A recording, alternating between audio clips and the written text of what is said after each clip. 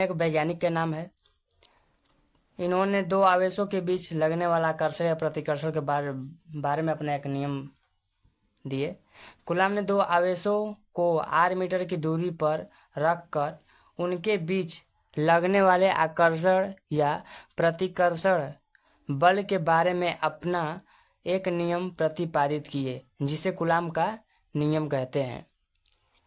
तो कूलाम के नियमानुसार जब दो आवेश वायु में रखे गए हों जिनके बीच की दूरी r हो, तो दोनों आवेशों के बीच लगने वाला आकर्षण या प्रतिकर्षण बल उन दोनों आवेशों के गुणनफल के अनुक्रमानुपाती तथा उनके बीच की दूरी के वर्ग के व्युत्क्रमानुपाती होता है।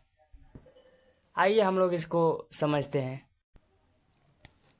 तो देखिए, हम लोग कूलाम के नियम को समझने आ रहे हैं। यहाँ से बिंदु मतलब एक आवेश यहाँ पे था और r मीटर की दूरी पर एक आवेश और मतलब दूसरा था।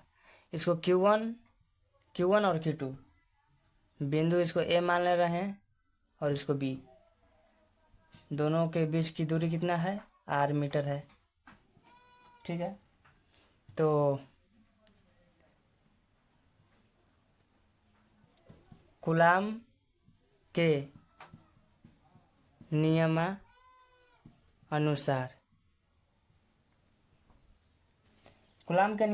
इन्होंने बताया कि दोनों आवेशों पर लगने वाला आकर्षण या प्रतिकर्षण बल इन दोनों आवेशों के गुणनफल के अनुक्रमानुपाती होगा।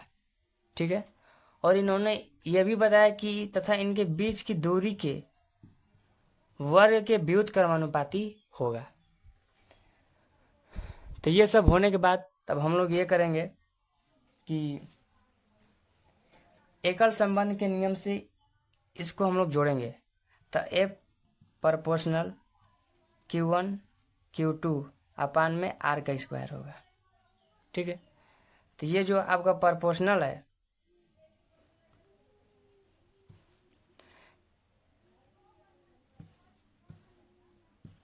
ये जब हटेगा तो एक हम लोग का नियतांक आएगा। तो इसे हटाते हैं। F equal to 1/4 pi epsilon not Q1 Q2 upon में R का स्क्वायर होगा। तो R का स्क्वायर होने के बाद अब ये हो गया आपका नियतांक, ये वाला। तो इसका मान हम आपको बता देंगे और ये के भी रहेगा, इसका नियतांक है। और जब दोनों आवेश मतलब ये जो दोनों आवेश हैं ये वायु में रखे गए हैं, तो ये दोनों आवेश वायु में रखे गए हैं, तो इसलिए के का मान कितना होगा? 1 होगा। वायु में के का मान 1 होता है। और जब के का मान 1 रख देंगे तो F equal to 1/4 pi epsilon not Q1 Q2 upon में R का स्क्वायर। ठीक है, तो ये हो गया आप लोगों का। और इसका मान ये जो आपका है 1/4 पाई एप्सिलॉन नॉट का मान होता है। हम आप लोगों को बता रहे हैं, यहाँ पे लिख दे रहे हैं।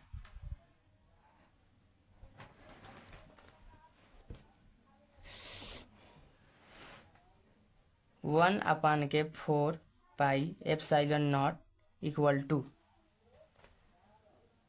9.0 इंटू 10 का पावर 9 होता है।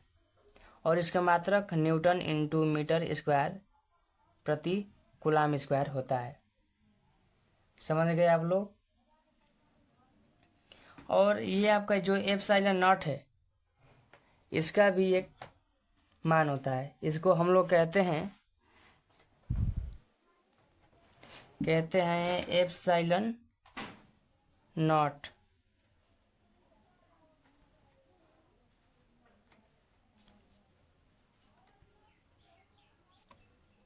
निर्वात में वैद्युतशीलता इसे कहते हैं। एप्सिलॉन नॉट को निर्वात में वैद्युतशीलता कहते हैं। और इसका मान ये हो गया, ठीक है। एप्सिलॉन नॉट का मान 8.85 गुणे 10⁻⁻12 कूलाम का स्क्वायर प्रति न्यूटन इंटू मीटर स्क्वायर होगा। और इसका बीमा होगा m का पावर -1, l का पावर -3, t का पावर 4 और a का होल स्क्वायर। ये हो गया आपका बीमा निर्वात में वैद्युतशीलता का। हेलो दोस्तों, एक नोट है जो वायु में k का मान 1 होता है, धातु में k का मान इन्फिनिटी होता है, अन्य पदार्थ में k का मान 1 से इन्फिनिटी के बीच में होता है। और हमारा दूसरा हेडिंग है बिंदु आवेश के कारण वैद्युत क्षेत्र की तीव्रता की सूत्र का निगमन। हेलो दोस्तों, तो बिंदु आवेश के कारण वैद्युत क्षेत्र की तीव्रता की सूत्र का निगमन, ये हमारा क्या है, हेडिंग है। तो इस हेडिंग को अब हम लोग डिस्कस करेंगे। तो आइए हम लोग डिस्कस करते हैं। तो इसमें भी एक हम लोग ले लेते हैं, एक आवेश ये है Q है और दूसरा आवेश Q0 है। ये बिंदु A है और ये बिंदु B है और इनके बीच की दूरी आप लोग को हम बता दे रहे हैं R मीटर है, ठीक है। तो दो आवेश Q तथा Q0 बिंदु A तथा बिंदु B पर रखे हैं, जिनके बीच की दूरी R मीटर है। यदि दोनों आवेश के बीच लगने वाला बल F हो तो कूलाम के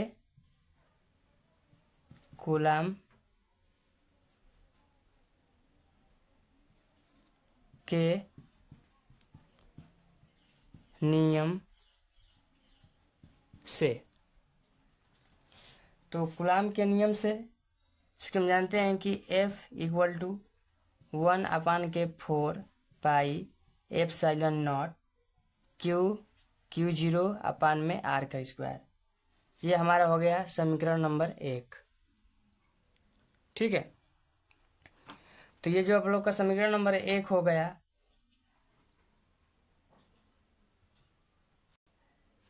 अब है वैद्युत क्षेत्र की तीव्रता के नियम से, वैद्युत क्षेत्र की तीव्रता के नियम से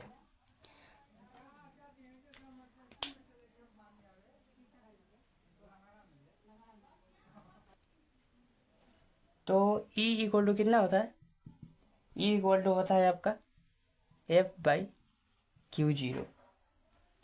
ये आपका समीकरण नंबर 2 हो गया। तो E = यहाँ इसमें समीकरण नंबर 2 में समीकरण 1 का मान रखते हैं, यानी F का मान रखते हैं। तो F = कितना था, 1/4 पाई, 1 मिनट इंक थोड़ा डाल लें। हाँ तो दोस्तों, F का मान रख दिए हैं। ये जो है आपका R² हो गया और Q0 है। तो ये अंश का अंश बटा हर हुआ है, तो हर नीचे आएगा। तो E = होगा कितना आपका, 1/4 पाई एप्सिलॉन नॉट Q0/R का स्क्वायर इंटू Q0।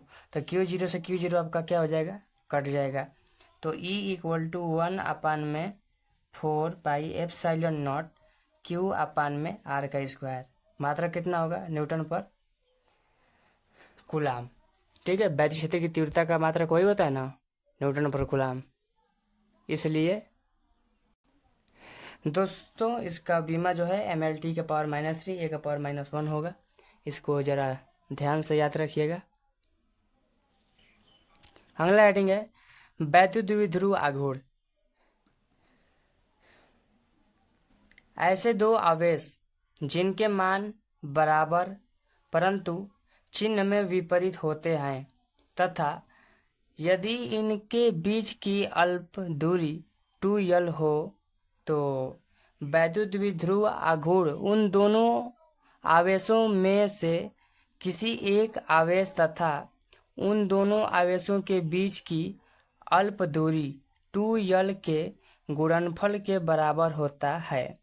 इसे स्मॉल p से प्रदर्शित करते हैं। दोस्तों आइए हम लोग इसको समझते हैं। तो दोस्तों ये जो है आपका वैद्युत द्विध्रुव आघूर्ण, इसमें बताया गया है कि दो आवेश हैं जिनके मान बराबर हैं परंतु चिन्ह में विपरीत हैं। तो ये दोनों आवेश हैं, ये प्लस आवेश है, ये माइनस आवेश है, ये निगेटिव वाला। तो इस नियम मतलब ये